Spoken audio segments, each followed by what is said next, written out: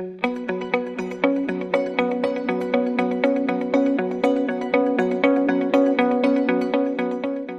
النهارده عن التشنجات الحراريه وازاي افرق التشنجات الحراريه من التشنجات اي نوع تشنجات تاني، سواء تشنجات نتيجه التهاب اغشيه سحائيه، تشنجات الطفل عنده انخفاض في السكر، تشنجات نتيجه نزيف، لا قدر الله نزيف في المخ، حاجات اي سبب للتشنجات غير التشنجات الحراريه.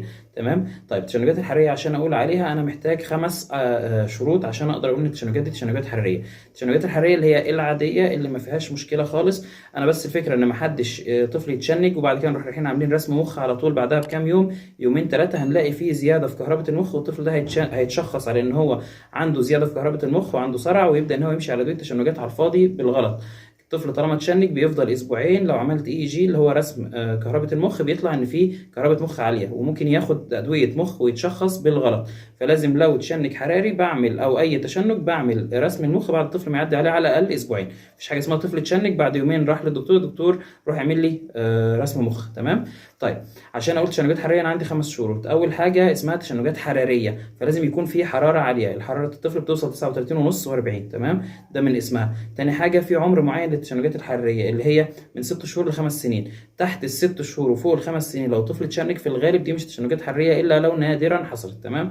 يبقى اول حاجه السخونيه، تاني حاجه العمر نفسه، تالت حاجه عشان اقول ان هي تشنجات حراريه مش تشنجات من المخ يبقى انا لازم الاقي سبب للسخونيه بره عن المخ، زي ان انا ابص مثلا الاقي التهاب في الحلق جامد عند الطفل، الاقي صديد على زوره، الاقي التهابات في ودانه، الاقي سبب يعمل لي سخونيه، زائد ان انا ما الاقيش علامه من علامات المخ ال5 اللي انا قلت عليهم في فيديو بالتفصيل قبل كده، اللي هي الوعي بتاع الطفل يكون اتاثر، زياده علامات زياده ضغط المخ تكون ان هي موجوده علامه منها او لا، علامات المننجال اريتيشن اللي هي التهيج الاغشيه اللي حوالين المخ، او علامات اللاتراليزيشن اللي هي زي ان انا الاقي عين الطفل مثلا البيوبل او اللي هو بيسموه ان العين يعني ناحيه واسعه ناحيه صغيره او ما هماش قد بعض. تمام. او الاقي التشنجات ديت مثلا فوكال في ناحيه، دي برده من علامات اللاتراليزيشن خلاص، او في ناحيه في جسمه مش بتتحرك، دي العلامات اللي انا ابدا اشك منها ان في حاجه في المخ. فانا الاقي الطفل سخن جامد، الاقي الطفل تاني حاجه العمر بتاعه، تالت حاجه ان انا الاقي علامه بره المخ، بعد كده ما الاقيش علامه من علامات المخ ال5 اللي احنا قلنا عليهم.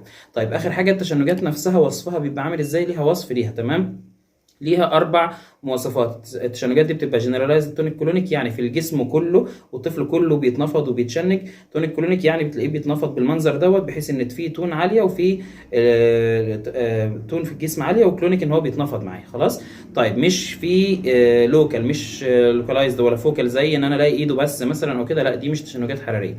طيب تاني حاجه ان هي بتبقى الطفل مدتها ما بتطولش، دقيقه ل5 دقائق عبال ما يوصل المستشفى بيكون التشنجات خلصت. تالت حاجه الاستابر بتاعها او المده اللي هي بيبقى الطفل بعدها مش واعي بعد التشنجات برضو بتبقى مده صغيره، ففي الغالب عبال ما يوصل المستشفى بتكون التشنجات خلصت والطفل فاق. تمام. يبقى اول حاجه التشنجات بتبقى مدتها طويله، مدتها قصيره قصدي، بيكون جنرالايز تونيك كلونيك مدتها قصيره، وبعد كده الطفل بيفوق منها بسرعه. رابع شرط ليها ان هو الطفل بيحصل له التشنجات ديت في الغالب هي مره واحده خلال خلال الكورس بتاع التعب يعني، او على الاقل مره واحده خلال 24 ساعه، لكن لو اتكررت اكتر من مره خلال 24 ساعه في الغالب دي مش تشنجات حراريه. تمام. يبقى التشنجات الحراريه ازاي افرقها عن التشنجات العاديه؟ انا عندي ال5 شروط بتوعي. اولا الولد سخن جامد، ما اجيش على عيل ما هوش سخن فيهوش مشكله ويتشنج قلت تشنجات حراريه، لا ده في الغالب في مشكله تانية، يا اما السكر واطي جامد، يا اما في نزيف في المخ كان مخبوط، يا اما في ميكروب على المخ، في حاجه تانية خلاص. يبقى اول حاجه الحراره، تاني حاجه السن 6 شهور ل5 سنين، تالت حاجه في علامه من علامات الالتهابات او اسباب السخونيه بره المخ زي التهاب الحلق مثلا زي ما قلنا، في رابع حاجه في علامه، ما فيش علامه من علامات المخ اصلا ال5 اللي احنا قلناهم. خامس حاجه التشنجات ووصفها، والاربع شروط عشان اقول عليهم في وصف التشنجات نفسها اللي هم التشنجات ديت ما بتطولش، التشنجات ديت الطفل بيفوق بعدها بفتره قليله، التشنجات ديت هي مره واحده اللي بتحصل خلال 24 ساعه او خلال الكورس، وفي نفس الوقت تبقى حاجه اسمها جنرالايزد تونيك كلونيك اللي هي بجسمه كله مش في منطقه واحده بس. ربنا يعافينا كلنا ان شاء الله واولادنا من التشنجات ديت، سواء دي سواء ديت، بس كان لازم الفيديو دوت اوضح فيه فرق بين النوعين بحيث ان احنا ما نقلقش. لو الحراريه طبعا كده كده لازم ان احنا نروح المستشفى، بس الحراريه في الغالب ان شاء الله بتعدي على خير. الكورس دوت بس بننزل الحراره، الطفل بيتشنج حراري اهله بعد كده يبقوا عارفين ان هم يبقى عندهم في البيت احتياطي دايما اي دواء سخونيه والبوس يبقوا موجودين، بحيث اي وقت طفل بيسخن لازم احنا نلحقه ما يوصلش معايا الحراره ديت، وبعد ما يعدي ال5 سنين في الغالب ما بيحصلش الموضوع ده تاني.